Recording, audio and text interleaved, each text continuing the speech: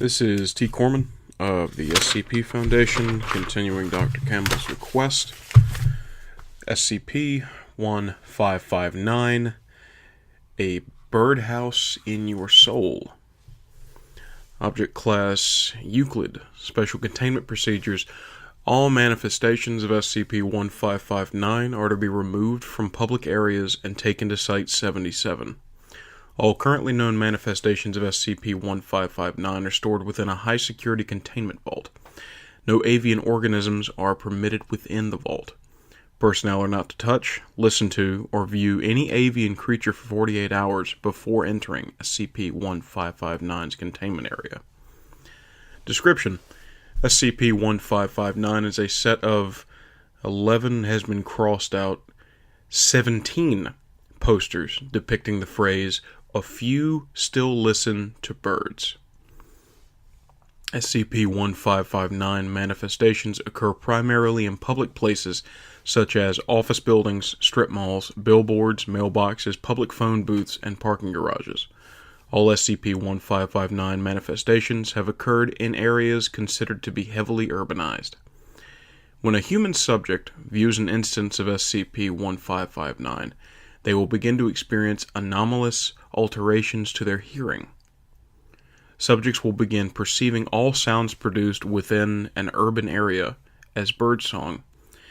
And there's a footnote here. This effect does not apply to subjects suffering from tinnitus or to sound perceived via bone condition. Okay. This area appears to be limited to whatever the subject considers to be an urban area. Testing showed that when subjects were blindfolded and moved to an area they didn't consider to be urban, they claimed to hear what they said, but were unable to describe it further. Subjects' ability to hear sound appears to cap at 90 decibels. However, such loud noises will still physically damage the subject's ears. In addition, any sounds or calls made by or as a result of avian organisms will be amplified to a significant degree. Initially, subjects may be upset or confused about the alterations to their hearing. However, as time goes on, they will no longer see the occurrence as abnormal and will willingly ignore any sounds produced by objects or items not related to birds, whether or not the sound is blocked by SCP-1559's anomalous effect. As time progresses, subjects will be unable to feel any tactile sensation not related to birds. Behaviors such as coating homes or apartments with feathers, seeking out wild birds to listen to, and meditating intently have been reported.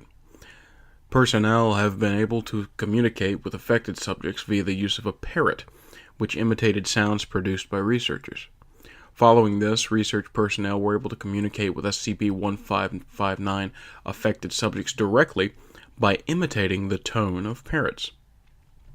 Further testing has shown that D-Class personnel are able to recognize any sound capable of being produced by a parrot, as long as they have heard a parrot reproduce the sound. Further testing has shown that parrots, mockingbirds, and doctored recordings of birdsong previously heard by the subject can be used to circumvent SCP-1559's effect. Further testing is currently being done in Site-77. Huh. Okay. Who knew that they might be giants? We're on to something. I'm sorry, Dr. Campbell.